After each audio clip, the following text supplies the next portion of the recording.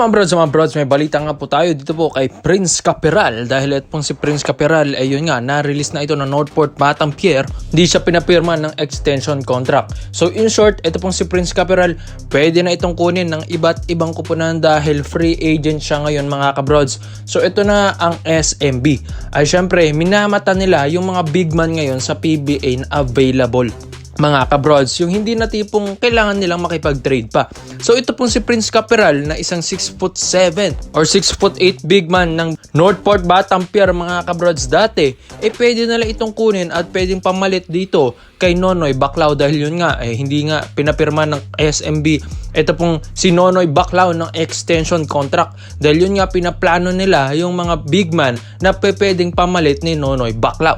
So ito pong si Prince Kapiral mga bros, pwede nila itong kunin dahil hindi na nila kailangan makipag-trade pa. So bakit nga ba kailangan ng SMB ng isang big man knowing na ang lalaki na ng kanilang lineup? So mga kabrods, kailangan din kasi ng SMB ng kapalitan ni Jonmar Fajardo dahil yun nga nakikita nila na injury prone na si Jonmar. Last gila stint ka, hindi siya nakalaro dahil sa kanyang injury. Kaya ang babad that time si Kai Sotto against Taipei and Hong Kong. And ito nga pong si Prince Kapiral, pwede itong pamalit ni Jonmar Fajardo. Minsan kasi ito pong si Tau Tua na kapalitan ni Jonmar, hindi rin masyadong consistent din mga kabrods. Sa depensa maaasahan mo to, yes. Pero sa opensa rin mga bros, medyo nahihirapan na rin ito pong si Mau Tau Tua. Pero itong si Kapiral, parang ala Mau Tau Tua rin ang laruan din nito.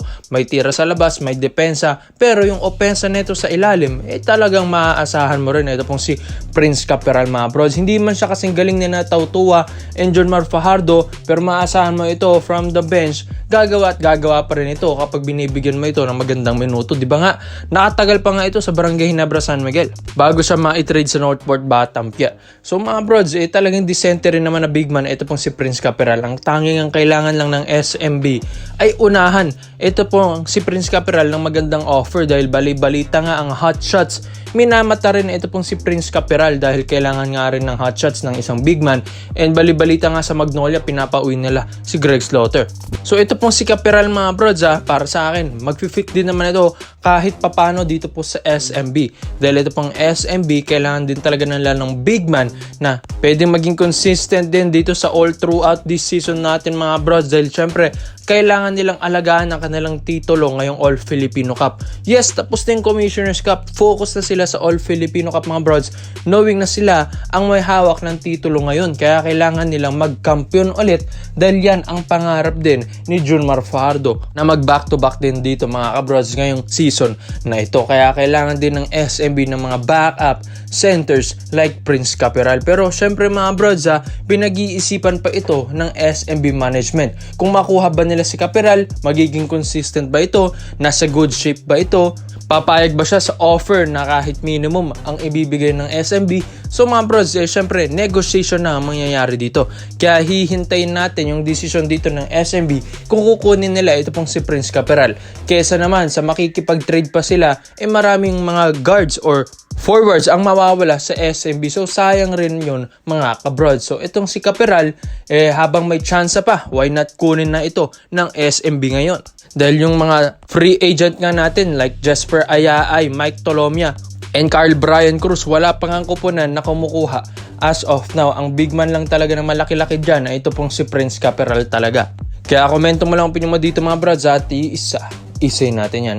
Dito naman po tayo sa kabilang balita naman natin mga kabrods. Speaking of dito sa social media ni Kobe Paras at ni Andre Paras, nakikipag-away nga si Andre Paras doon nga sa mga rumors na lalaro si Kobe Paras dito sa mga isang liga dito sa Pinas na ito pong MPBL at lalaro nga daw siya doon sa Marikina Shoe Masters. So sinagot yun ni Andre Paras mga brods na fake nga yung photo o yung mga reports na ganun kay Kobe Paras dahil ayaw rin naman talaga ni Kobe na maglaro ng mga ganyang liga sa MPBL dahil syempre ang hangad din talaga ni Kobe Paras ay overseas.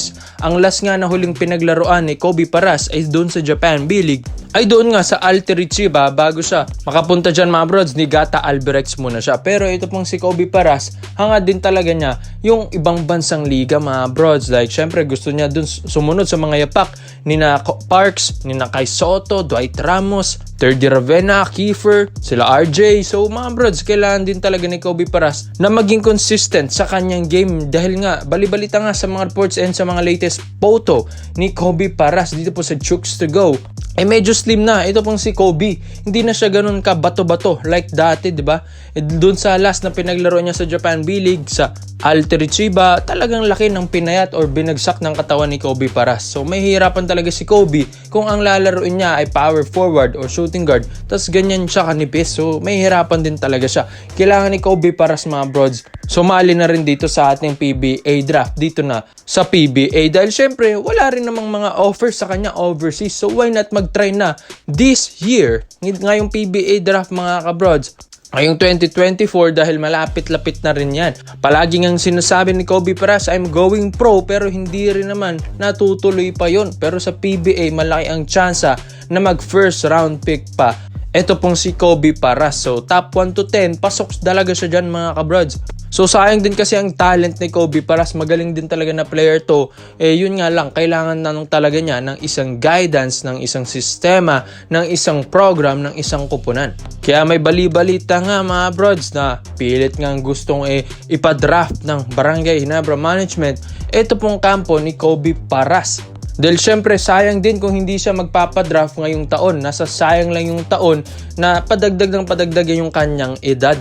So sayang mga brods, pero dito sa Barangay Ginebra, San Miguel interesado nga sila. Ito pong kay Kobe Paras, kung ma-draft man siya dito sa PBA at aabangan nito ng Barangay Ginebra, San Miguel. Why? Dahil syempre si Jeremiah Gray nga, balak na nilang i-trade this year. Kaya yun nga, ang ipapalit nga nila isang rookie na Kobe Paras na sinasabi nga nila, hindi na ito rookie kung papasok ito sa PBA. Hinog na to. Ang dami ng liga na pinaglaruan.